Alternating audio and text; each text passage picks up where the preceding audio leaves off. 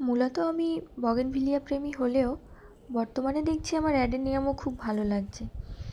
আমার কিছু দেশি আর কমন অ্যাডেনিয়াম রয়েছে, তবে সেদিন ফেসবুকে একটা পেজের অ্যাডেনিয়ামের ছবিগুলো দেখে খুবই ভালো লাগলো, তাই ভাবলাম কিছু নতুন আইডি নিই। তো এই 5টা নতুন অ্যাডেনিয়াম আমি নিলাম।